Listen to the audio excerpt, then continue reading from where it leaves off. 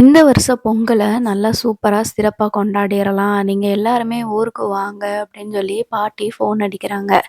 அதுக்கு அண்ணாமலை அப்பா இருந்துட்டு, "இல்லம்மா இப்ப அந்த ஊருக்கு வர்ற சிச்சுவேஷன்ல யாருமே இல்ல, சூழ்நிலையில இல்ல" அப்படின்னு சொல்லி சொல்றாங்க. "என்ன அண்ணாமலை நீ பேசுறதுல ஏதோ ஒரு மாதிரியா இருக்கு" அப்படின்னு சொல்லி கேட்கும்போது, "அதெல்லாம் ஒண்ணும் இல்லம்மா" அப்படின்னு சொல்லிட்டு ஃபோன வச்சுர்றாங்க. அதுக்கப்புறம் மீனாவுக்கு ஃபோன் அடிக்கிறாங்க பாட்டி. அப்பயும் மீனா வந்துட்டு அ ஒரு மாதிரியா சோகமா தான் பேசுறாங்க.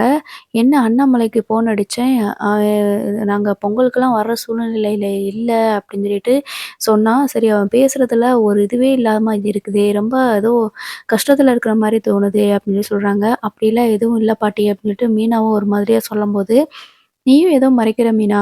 கண்டிப்பா நீ என்கிட்ட ஏதோ சொல்லாம நீங்க உங்க குடும்பத்துல ஏதோ ஒண்ணு நடந்துட்டுருக்கு. ஆனா என்ட்ட சொல்ல மாட்டேங்கிறீங்கல்ல" அப்படின்னு சொல்லி சொல்றாங்க. "அப்படிலாம் இல்ல பாட்டி. கண்டிப்பா நாங்க வந்துட்டு இன்னொரு நாளைக்கு வாரோம்" அப்படின்ற மாரி சொல்லிட்டு வச்சர்றாங்க. இப்போ அண்ணாமலையோட அம்மா, அதாவது பாட்டிக்கு ஒரு டவுட் ஆகுது. ஏன் குடும்பம் மொத்தமும் ஒரு மாரியா பேசுறாங்க? ஏதாவது பிரச்சனையா இருக்குமோ?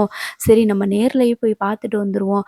இந்த பொங்கலுக்கு அவங்க கிராமத்துக்கு வரலைன்னா என்ன? நம்ம அங்க போய் பார்ப்போம் அப்படின்னு சொல்லிட்டு போறாங்க. போகும்போது ஆளுக்கு ஒரு பக்கமா இருந்துட்டு, ஒரு மாரி அழுகுற மாதிரி ஃபீல் பண்ற மாரி தான் இருக்கிறாங்க. யாருமே வந்து ஆனா பாட்டிக்கு வந்து உண்மை தெரியும்னு சொல்லி உண்மைய வந்து சொல்லல. அண்ணாமலை அப்பா இருந்துட்டு, "என்னம்மா நீ வந்திருக்க?" அப்படின்னு சொல்லிட்டு கேட்குறாங்க. "ஏன்டா நான் உன் வீட்டுக்கு வரக்கூடாதான்னு?" சொல்லி கேட்குறாங்க. "அதெல்லாம் இல்லம்மா, திடீர்னு வந்துட்ட.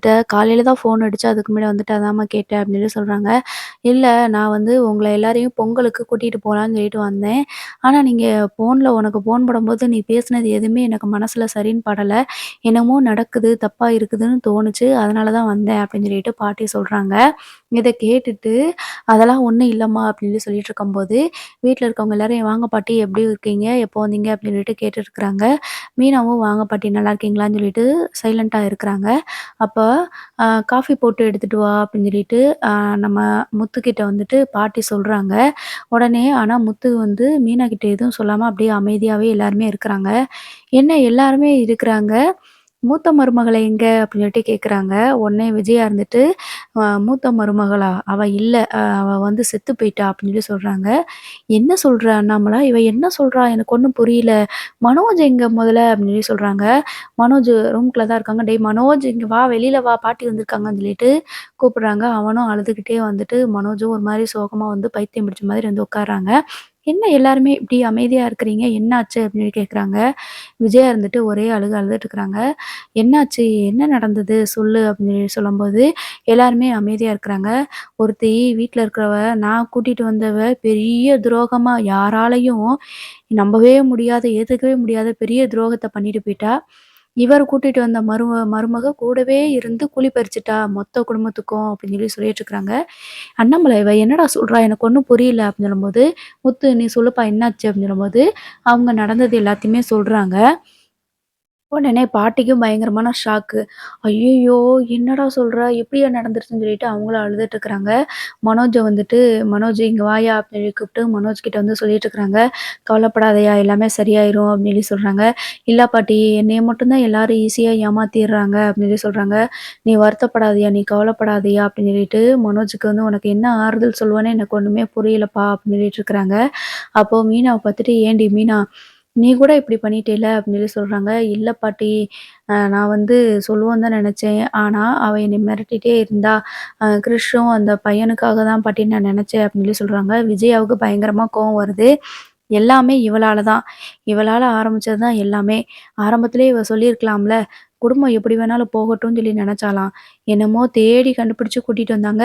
உண்மைய தவிர வேற எதுவும் பேச மாட்டான்னு சொல்லிட்டு, நீங்க கூட தலை மேல தூக்கி வச்சு ஆடிட்டு இருந்தீங்களே! அப்படின்னு சொல்லி சொல்றாங்க. "கொஞ்சம் நிறுத்து விஜயா! என்னன்னு தான் பேசிட்டு இருக்கேன்ல" அப்படின்னு சொல்லி சொல்றாங்க. உடனே அண்ணாமலை அப்பா கிட்ட போயிட்டு, "என்னப்பா இது இவ்ளோ ஒரு பெரிய பிரச்சனை நடந்திருக்கு. நான் ஃபோன் போடும்போது எதுவுமே சொல்லாம நீ வச்சுட்ட" அப்படின்னு சொல்லி சொல்றாங்க. "இல்லம்மா, இத எப்படிம்மா நான் சொல்லுவேன்? எங்களாலேயே தாங்கிக்க முடியலையே! இத சொன்னா நீங்க எப்படிம்மா தாங்கிக்குவீங்க? அதனால தான் சொல்லல" அப்படின்னு சொல்லிட்டு அண்ணாமலை அப்பா சொல்றாங்க. "இப்ப என்ன பண்றது? நடந்தது நடந்து போச்சு. அடுத்து என்ன பண்றதுன்னு ஏதாவது யோசிச்சீங்களா?" அப்படின்னு சொல்லி சொல்றாங்க.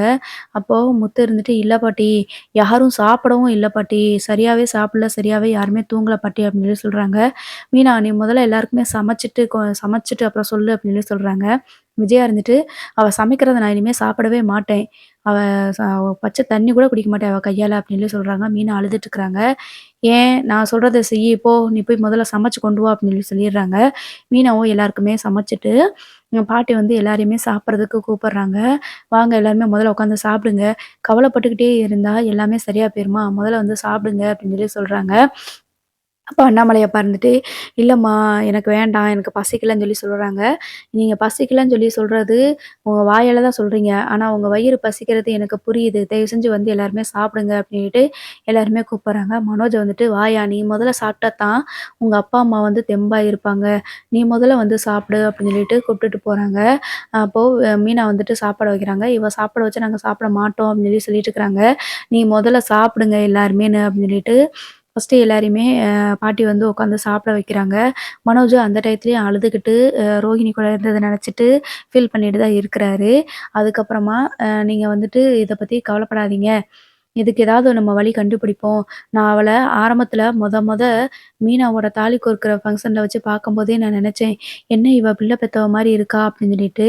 நான் அப்பவே நெனச்சேன், "எல்லாத்தையும் விசாரிச்சுட்டியான்னு உன்கிட்ட கூட கேட்டேன்ல அண்ணாமல" அப்படின்னு சொல்லி கேட்குறாங்க. "ஆமாம்மா, நான் வந்து விசாரிக்க தான் சொன்னேன். ஆனா இவ தான் மலேசியாலேருந்து வந்திருக்கிறா மருமக. கோடீஸ்வரி அப்படி இப்படின்னு சொல்லிட்டா" அப்படின்னு சொல்லும்போது, அ பாட்டிக்கு வந்து கோவம் வருது. "இதுக்கு காரணம் மீனாவோ, ரோகிணியும் கிடையாது. இந்த இதுக்கு காரணம் நீ தான். உன் பிள்ளைய நடுத்தெருவுல கொண்டு வந்து நிப்பாட்டுனதும், அவ வாழ்க்கைய சீரழிச்சதும் நீ தான்" அப்படின்னு சொல்லி சொல்றாங்க. "அத்தை நான் பண்ணது தப்பு தான்" அப்படின்னு சொல்லிட்டு, "ஆனா இவ இப்படிலாம் இருப்பான்னு நான் எதிர்பார்க்கவே இல்ல அத்தை" அப்படின்னு சொல்லி சொல்றாங்க. "சும்மா நிறுத்துடி. நானும் ஆரம்பத்துல இருந்து சொல்லிக்கிட்டு தான் இருக்கிறேன். காசு பணம் முக்கியம் கிடையாது. மனுஷனுக்கு வாழ்க்கை தான் முக்கியம். காசு பணத்த பெருசா எடுத்துக்காத" அப்படின்னு சொல்லிட்டு நான் எவ்வளோ தூரம் சொல்லிட்டு இருந்தேன். நீ கொஞ்சமாவது புரிஞ்சுக்கிட்டியா? கேட்டியாடி? இங்க பாரு மலேசியாலருந்து கொண்டு வந்த மருமக அப்படின்னு சொல்லிட்டு, அவ குடும்பம் என்ன? என்ன ஏதுன்னு ஏதாவது விசாரிச்சியா? எதையுமே நீ விசாரிக்கல. நான் தான் உன்கிட்ட எவ்வளோ சொன்னேன். அதையாவது நீ கேட்டியா? எதையுமே கேட்கல.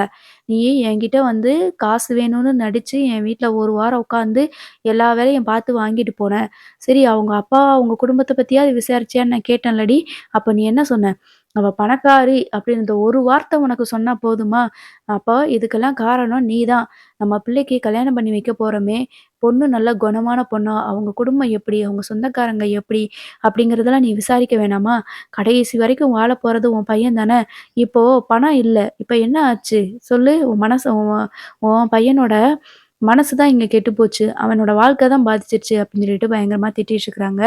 விஜயாவுக்கு இந்த இதெல்லாம் தேவதான். ஆரம்பத்திலேயேன்னு விஜயா வந்து காசு பணத்த மட்டும் தான் பெருசா பேசுனாங்க.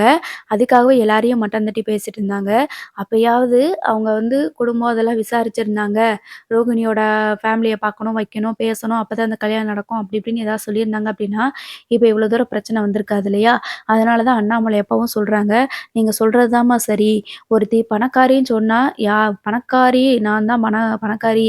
எனக்கு வெளிநாட்டுல அவ்வளோ சொத்து இருக்கு" அப்படின்னு யாராவது வந்து நின்னா, உடனே இவ கல்யாணம் பண்ணி வச்சுருவாம்மா அப்படின்னு சொல்லி சொல்றாங்க. உடனே அண்ணாமலை அப்பா கால்ல இந்த விஜயா விழுந்து அழுகுறாங்க. "ஆமாங்க, எல்லாமே என்னால தாங்க. மனோஜோட வாழ்க்கை நல்லாருக்கும்னு நெனச்சு தாங்க நான் இப்படி பண்ணேன்.